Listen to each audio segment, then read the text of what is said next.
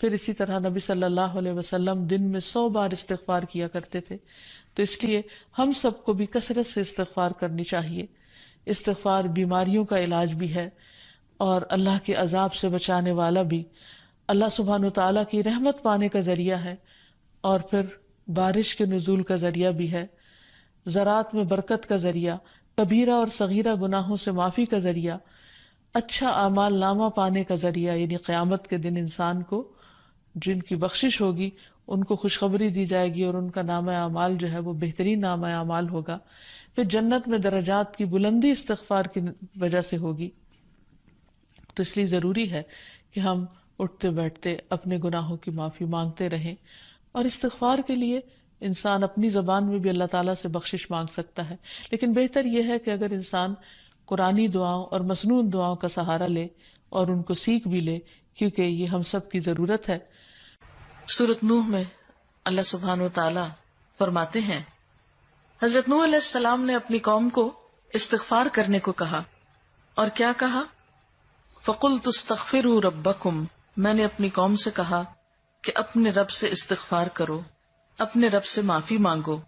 تو نتیجہ کیا ہوگا؟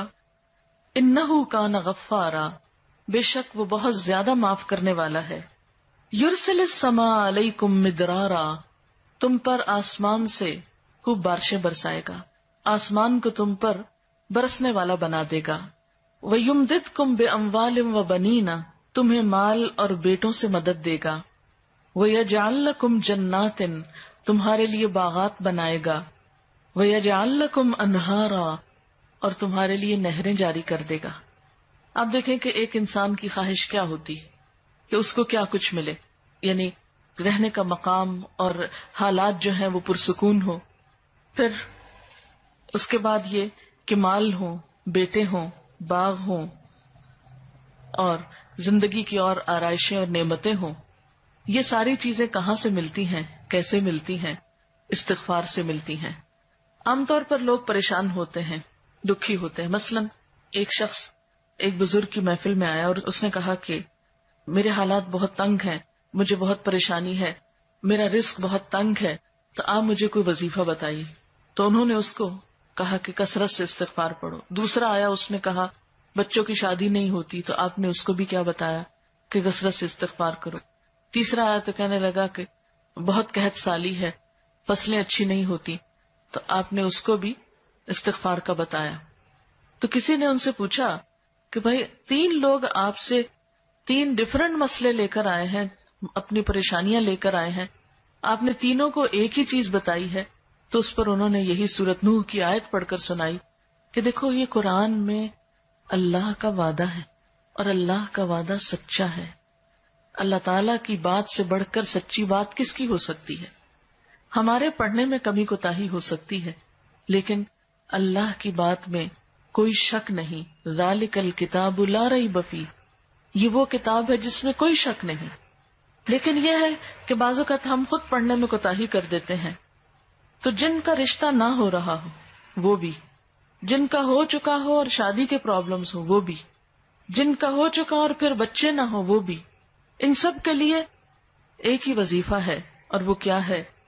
استغفار کا. پھر اسی طرح ایک اور جگہ پر ایک اور پیغمبر نے اپنے لوگوں سے کہا وَاسْتَغْفِرُوا رَبَّكُمْ ثُمَّ تُوبُوا إِلَيْهِ إِنَّ رَبِّي رَحِيمٌ وَدُودٌ، اپنے رب سے معافی مانگو اور اس کی طرف پلٹ آؤ، بے شک میرا رب رحیم ہے اور اپنی مخلوق سے بہت محبت رکھتا ہے. یعنی جب کسی بندے پر کوئی تکلیف آتی ہے تو ایسا نہیں کہ اللہ تعالیٰ اس پر خوش ہوتے ہیں اور جان بوجھ کے ستانا چاہتے ہیں بندوں کو. اللہ تو بندوں کے حق میں بہت مہربان ہے. پھر سوال یہ پیدا ہوتا ہے کہ تکلیف آتی کیوں؟ اگر وہ ہم سے محبت کرتا ہے اور وہ بہت مہربان ہے.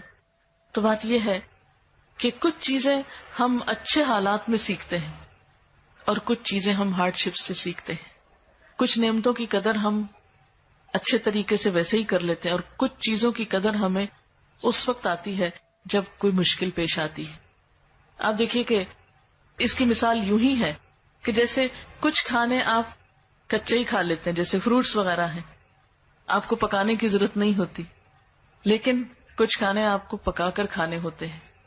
اسی طرح زندگی میں کچھ حالات ایسے ہوتے ہیں کہ جن میں آپ آرام سے سیکھ جاتے ہیں، یا کچھ باتیں آپ کو بغیر کسی مشکل کے سمجھ میں آ جاتی ہیں، لیکن کچھ باتیں آپ کو مشکل آنے پر سمجھ آتی ہیں.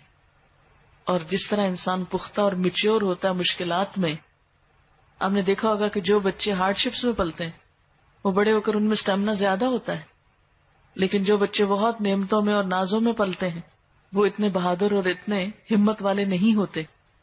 اس لیے دھوپ اور چھاؤں، غم اور خوشی دونوں اس کائنات کا حسن ہے. دن اور رات ایک بہت بڑی نشانی ہے ہمارے لیے. تو اس لیے جب تکلیف آتی ہے تو اس موقع پر انسان اللہ کی طرف زیادہ رجوع کرتا ہے، اللہ کو زیادہ یاد کرتا ہے، زیادہ ذکر کرتا ہے، اور اس طرح انسان کے گناہ دنیا میں ہی معاف ہونے لگتے ہیں.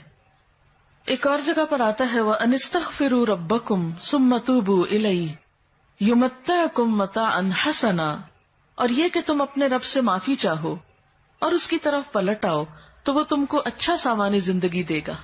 یعنی دنیا کی اچھی نعمتیں کس سے ملیں گی؟ استغفار سے.